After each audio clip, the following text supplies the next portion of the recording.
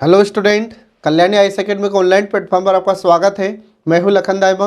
आपको एनपीपीएससी mains exam के लिए सेकेंड पेपर का फर्स्ट पार्ट पढ़ा रहा हूं, जिसका नाम है संविधान, शासन व्यवस्था, राजनीति तथा प्रशासनिक संरचना। फ्रेंड, आज मैं आपको पढ़ाने वाला हूँ राज्य मानवाधिकार आयोग के बारे में। पिछली क्लास में हमने आपको राष्ट्रीय मानवाधिकार आयोग के बारे में पढ़ाया था। आज मैं आपको पढ़ाऊँगा राज्य मानवाधिकार आयोग, और राज्य मानवाधिकार से संबंधित हम विशेष रूप से मध्य प्रदेश मानवाधिकार आयोग के बारे में आपको पढ़ाएंगे। ठीक है, तो चलिए इसमें शुरू करते हैं। राज्य मानवाधिकार आयोग, तो जिस प्रकार से राष्ट्रीय स्तर पर एक राष्ट्रीय मानवाधिकार आयोग होता है, ठीक उसी प्रकार राज्य के स्तर पर एक राज्य मानवाधिकार आयोग होता है। तो इस आयोग की स्थापना भी किस अधिनियम के तहत की जाती है, तो देखिए इसमें कि मानव अधिकार संरक्षण अधिनियम 1993 केंद्रीय स्तर के साथ साथ राज्य के स्तर पर भी राज्य मानव अधिकार आयोग की स्थापना का प्रावधान करता है। इसको आपको याद रखना है। जैसे मानव अधिकार संरक्षण अधिनियम 1993 के तहत केंद्रीय स्तर पर या राष्ट्र के स्तर पर राष्ट्रीय मानव अधिकार आयोग की स्थापना की गई है, ठीक इसी प्रकार से राज्यों के स्तर पर एक राज्य मानव अधिकार आयोग की भी स्थापना की जाएगी। यह प्रावधान इस अधिनियम में किया गया था। और अब तक भारत में 26 राज्यों में राज्य मानवाधिकार आयोग की स्थापना की जा चुकी है। ये आपको ध्यान रखना फ्रेंड, ठीक है।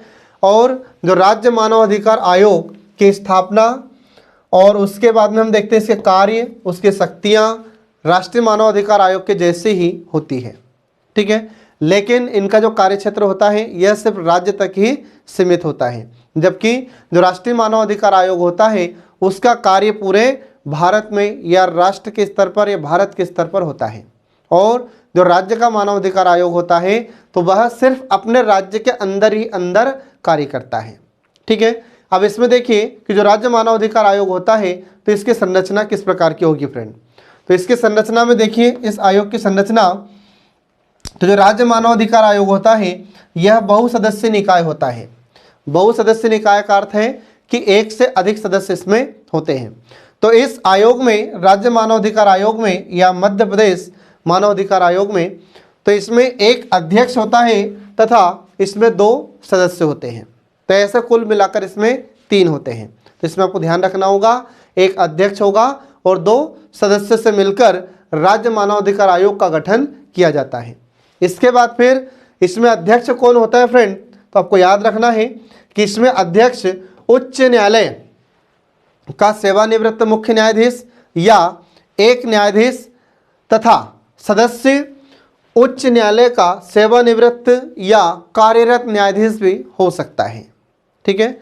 ये आपको ध्यान रखना फ्रेंड। इसके बाद फिर आगे देखिए इसमें कि राज्य का कोई जिला न्यायाधीश जो 7 वर्ष का अनुभव रखता हो या ऐसा व्यक्ति जिसे मानव अधिकार का विशेष ज्ञान हो अथवा अनुभव हो, वह भी आयोग का सदस्य बन सकता है। ये आपको ध्यान रखना होगा। तो ये राज्य मानव अधिकार आयोग के अध्यक्ष तथा उसके सदस्य से संबंधित योग्यता के बारे में हमने आपको बताया है। अब जो राज्य मानव अधिकार आयोग के अध्यक्ष और सदस्य होते हैं, इनकी नियुक्ति कौन करता है, तो ये देखिए इसमें तो राज्य मानव अधिकार आयोग के अध्यक्ष तथा सदस्यों की नियुक्ति राज्य के राज्यपाल के द्वारा की जाती है। ये आपको ध्यान रखना होगा। परंतु जो राज्य का राज्यपाल होगा तो यह भी एक समिति की सिफारिश पर या एक समिति की अनुशंसा पर इस अध्यक्ष तथा सदस्यों की नियुक्ति करते हैं। तो इसमें इस समिति में कौन कौन होते हैं, तो इस समिति में देखिए फ्रेंड राज्य का मुख्यमंत्री, तो राज्य का मुख्यमंत्री इस समिति का अध्यक्ष होता है। इसमें विधानसभा का अध्यक्ष समिति का सदस्य होता है। इसके बाद में राज्य का गृह मंत्री यह इस समिति का सदस्य होता है।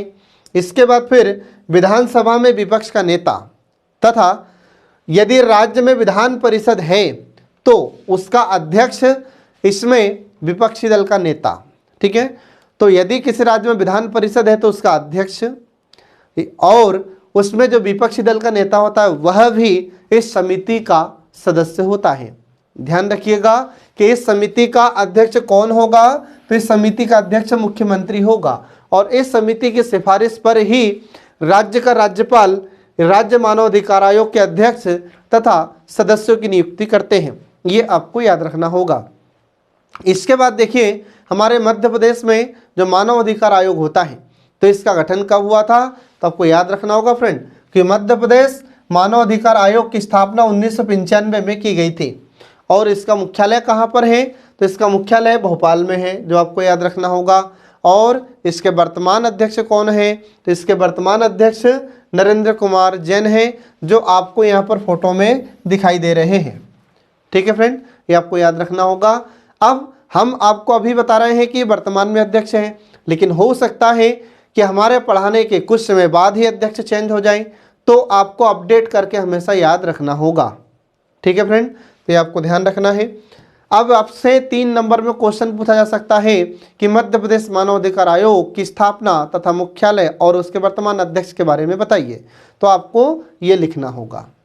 ठीक है, अब इसके बाद देखिए कि मध्य प्रदेश का जो मानव अधिकार आयोग होता है या राज्य मानव अधिकार आयोग होता है, इसके कार्यकाल, इसके अध्यक्ष तथा सदस्यों का कार्यकाल कितना होता है और इनकी सेवा शर्तें किस प्रकार की होती है।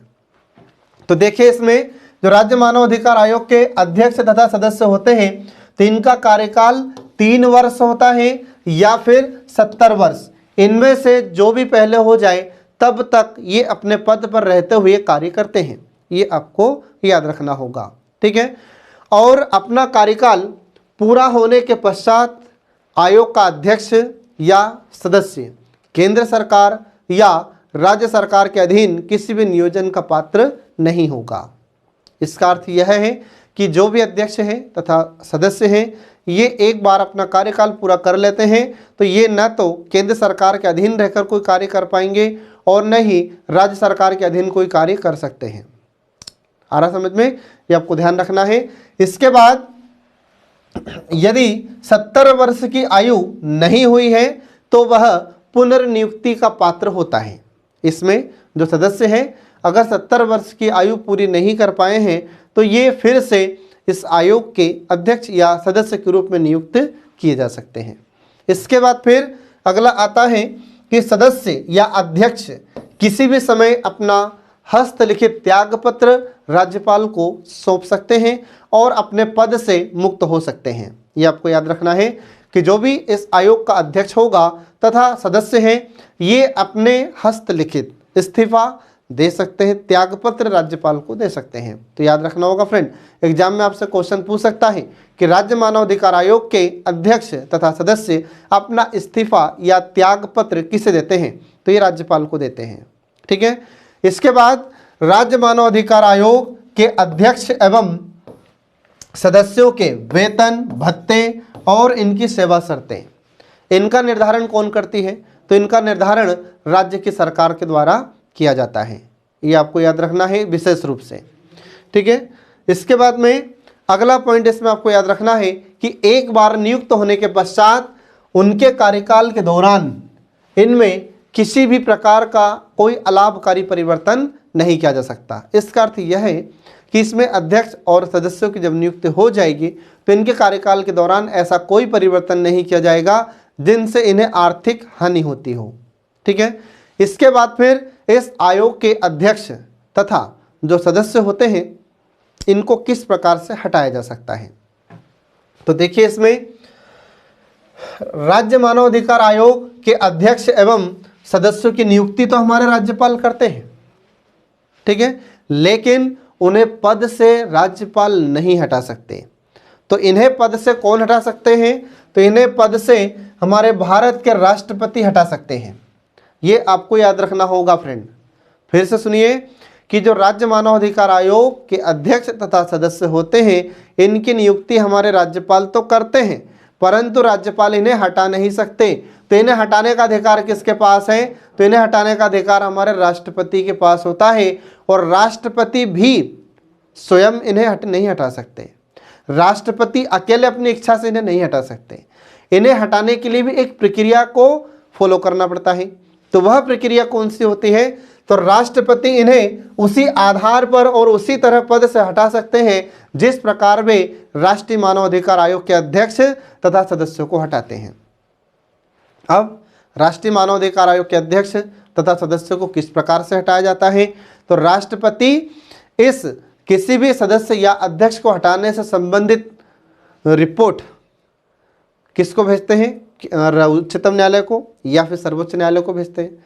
सर्वोच्च न्यायालय इस मामले की जांच करता है और सर्वोच्च न्यायालय अगर इस मामले को सही ठहराता है, मतलब किसी भी सदस्य को या अध्यक्ष को हटाने से संबंधित मामले को सही ठहराता है, तो हमारे राष्ट्रपति अध्यक्ष या सदस्य को इनके पद से हटा देते हैं। ये इनको हटाने की प्रक्रिया फ्रेंड याद रखना 3 नंबर में आपसे पूछी जा सकती है। इसके बाद में इस प्रकार अध्यक्ष एवं अन्य सदस्यों को निम्न परिस्थितियों में पद से हटाया जा सकता है।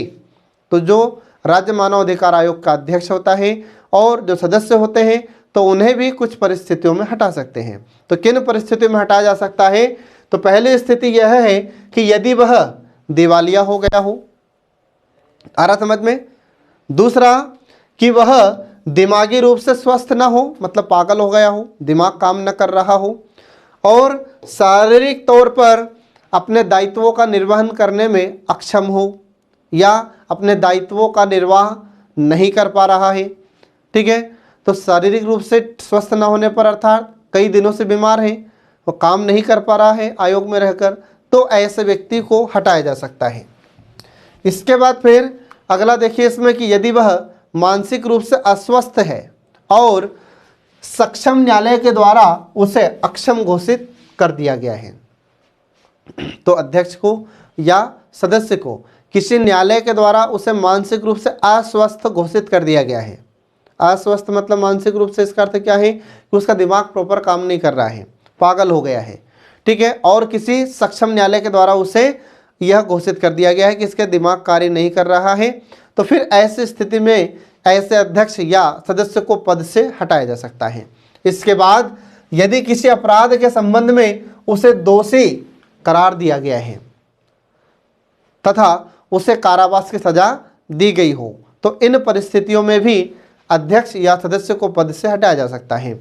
इसके बाद फिर अगला पॉइंट आता है कि राष्ट्रपति आयोग के अध्यक्ष एवं अन्य सदस्यों को सिद्ध कदाचार या असमर्थता के आधार पर भी हटा सकते हैं।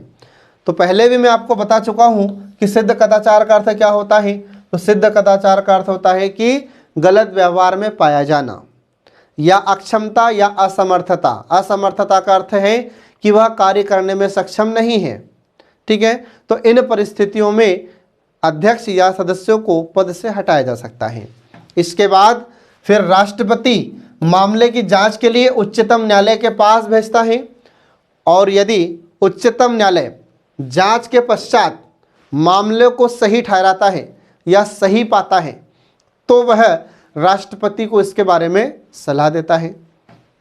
और उसके उपरांत यदि राष्ट्रपति अध्यक्ष एवं सदस्य को हटा देते हैं। यदि सर्वोच्च न्यायालय या उच्चतम न्यायालय हमारे राष्ट्रपति को सलाह दे देते हैं कि जिस सदस्य या अध्यक्ष के बारे में आपने मुझे मामला सौंपा है और वह अध्यक्ष या सदस्य वास्तव में दोषी है, तो हमारे राष्ट्रपति ऐसे अध्यक्ष या सदस्य को पद से हटा देते हैं। ठीक है फ्रेंड, तो ये इसकी प्रक्रिया है जो आपको याद रखना है।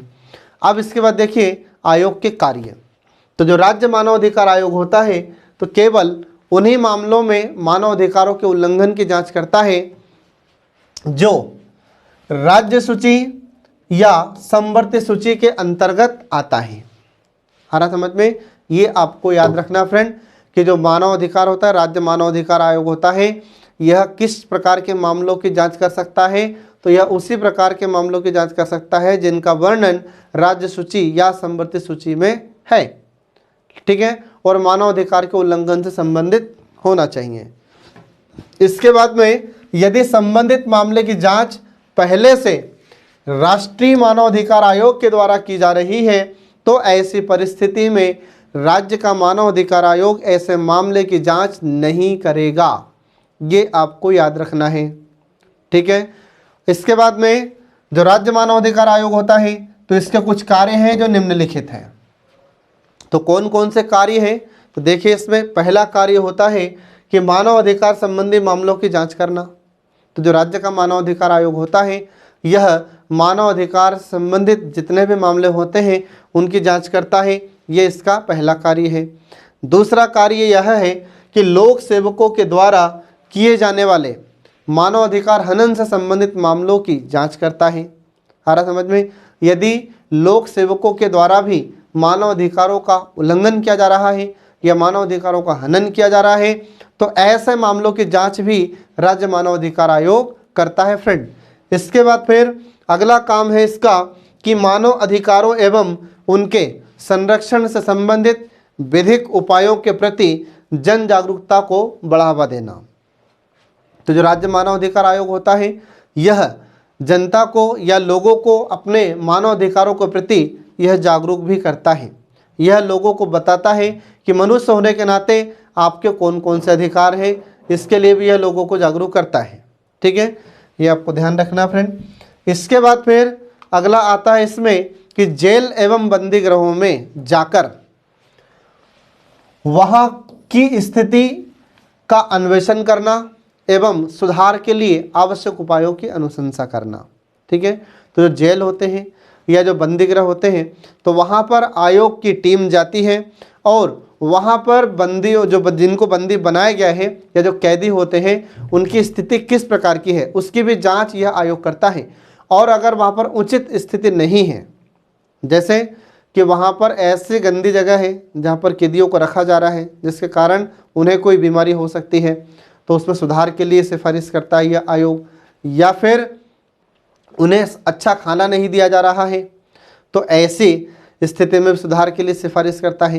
पीने के लिए साफ पानी उन्हें न दिया जा रहा हो तो ऐसी स्थिति में भी सुधार के लिए आयोग सिफारिश करता है। या फिर कैदियों को वहाँ पर जो पुलिस अधिकारी हैं उनके द्वारा अनैतिक तरीके से पीटा जा रहा है, मारा जा रहा है, तो ऐसी स्थिति में भी आयोग सुधार के लिए सिफारिश करता है। ठीक है, इसके बाद फिर आतंकवाद सहित उन सभी मामलों की भी समीक्षा करना जिसमें मानव अधिकारों का उल्लंघन होता है। इसके बाद फिर अगला आता है कि न्यायालय के समक्ष लंबित मानव अधिकार हनन से संबंधित मामले में न्यायालय की पूर्व अनुमति से हस्तक्षेप करता है। यह आपको ध्यान रखना फ्रेंड। तो इसका अर्थ क्या हुआ?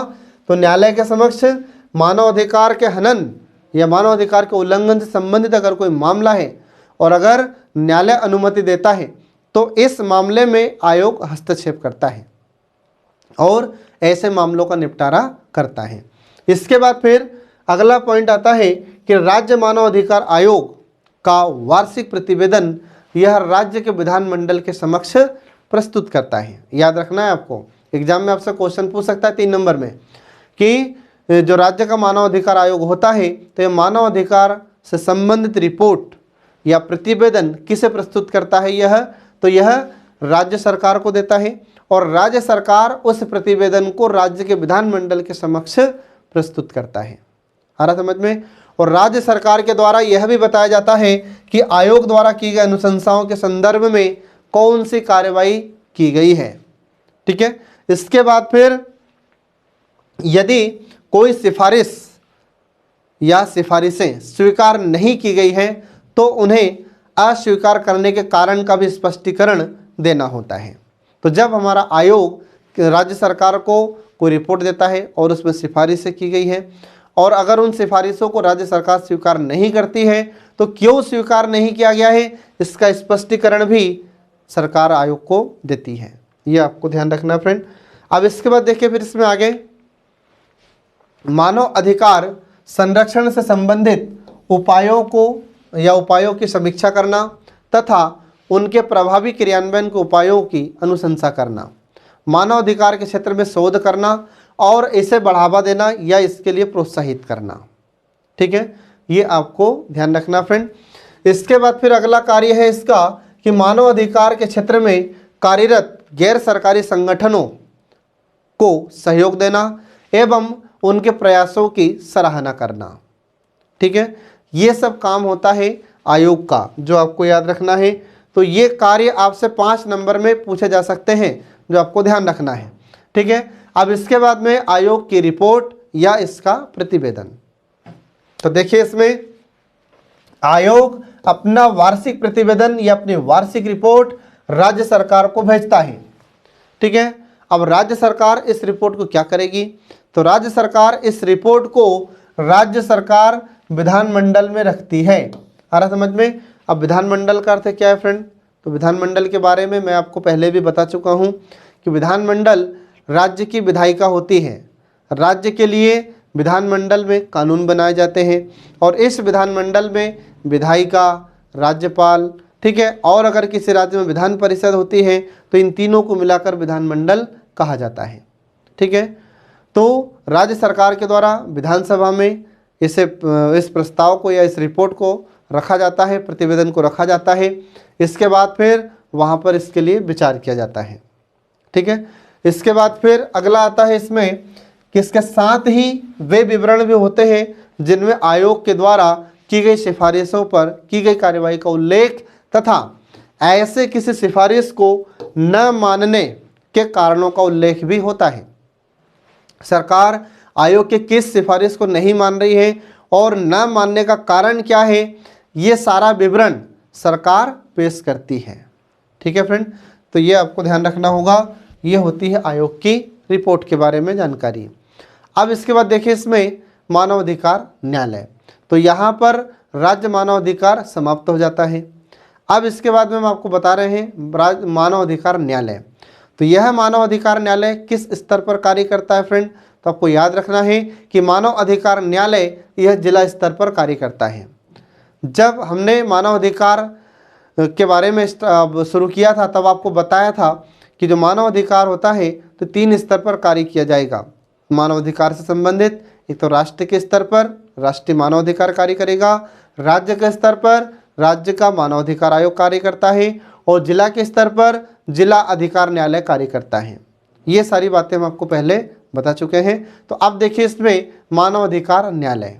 ठीक है, और जो मानव अधिकार न्यायालय होता है तो मानव अधिकार हनन के मामलों में तेजी से जांच करने के लिए प्रत्येक जिले में मानव अधिकार संरक्षण अधिनियम 1993 की धारा 30 के तहत मानव अधिकार न्यायालय की स्थापना का प्रावधान भी किया गया है, जो जिलों के स्तर पर किया जाएगा। आ रहा समझ में? ये आपको ध्यान रखना फ्रेंड। तो यह मानव अधिकार न्यायालय जिले के स्तर पर कार्य करता है, जो आपको हमेशा ध्यान रखना है। अब इसके बाद में ऐसे किसी न्यायालय की स्थापना उस राज्य की सरकार, ठीक है, राज्य के उच्च न्यायालय के मुख्य न्यायमूर्ति के परामर्श पर ही करती है। तो आपको याद रखना है कि किसी भी राज्य में मानव अधिकार न्यायालय की स्थापना की जाएगी जिले स्तर पर। तो जिले के स्तर पर मानव अधिकार न्यायालय की स्थापना कब की जाएगी? जब राज्य सरकार उस राज्य का जो उच्च न्यायालय है और उच्च न्यायालय का जो मुख्य न्यायाधीश है वह परामर्श दे। अगर वह सलाह दे दे कि ठीक है आप इस जिले में मानव अधिकार न्यायालय की स्थापना कर सकते हैं, तो फिर उसके परामर्श से ही राज्य सरकार तत्संबंधित जिले में मानव अधिकार न्यायालय की स्थापना कर सकती है, अन्यथा नहीं करेगी। इसके बाद प्रत्येक न्यायालय में संबंधित राज्य सरकार एक विशेष लोक अभियोजक को भी नियुक्त करती है। आ रहा समझ में? तो जो विशेष लोक अभियोजक होता है इसकी नियुक्ति भी हमारी राज्य सरकार के द्वारा ही की जाती है प्रत्येक न्यायालय में। ठीक है, इसके बाद में अब ये लोक अभियोजक नियुक्त क्या होता है? तो लोक अभियोजक को हम हमारी सरल भाषा में कह सकते हैं सरकारी वकील। ठीक है, तो ये सरकारी वकील जनता की सहायता के लिए नियुक्त किया जाता है। ठीक है, अब इसके बाद में जो राज्य सरकार होती है तो राज्य सरकार किसी ऐसे वकील को जिसे कम से कम 7 वर्ष का वकालत करने का अनुभव होता है, ऐसे वकील को विशेष लोक अभियोजक के रूप में नियुक्त किया जा सकता है। और यह अभियोजक या यह लोक अभियोजक या यह सरकारी वकील जनता का पक्ष रखता है जिसके मानव अधिकारों का उल्लंघन हुआ है या जिसके मानव अधिकारों का हनन हुआ है। ठीक है, और इस अभियोजक के माध्यम से, लोक अभियोजक के माध्यम से, सरकारी वकील के माध्यम से तत्संबंधी जो पीड़ित व्यक्ति है उसे उसका अधिकार प्राप्त होता है। ठीक है फ्रेंड, तो ये होता है मानव अधिकार न्यायालय। अब इसमें आपसे 5 नंबर में से क्वेश्चन पूछा जा सकता है मानव अधिकार न्यायालय से। और जो राज्य मानव अधिकार होता है तो राज्य मानव अधिकार आयोग होता है, उससे आपसे 3 नंबर क्वेश्चन भी पूछे जाएंगे, 5 नंबर के क्वेश्चन भी पूछे जा सकते हैं और 11 नंबर के क्वेश्चन भी आपसे पूछे जा सकते हैं। तो जैसा आपसे क्वेश्चन पूछा जाए वैसा आपको आंसर लिखना होगा। ठीक है फ्रेंड, तो इसी के साथ आज का हमारा सेशन समाप्त होता है। तो आई होप आप इसको बहुत अच्छे से समझ गए होंगे। नेक्स्ट वीडियो हम जल्दी आपके लिए लेकर प्रस्तुत होंगे। तब तक के लिए पढ़ते रहिए, देखते रहिए और हमारी कल्याणी आईएएस एकेडमी के सभी वीडियोस देखते रहिए जो आपको एमपीपीएससी मेंस एग्जाम में सफलता दिलाने में महत्वपूर्ण भूमिका निभाते हैं। Thanks for watching.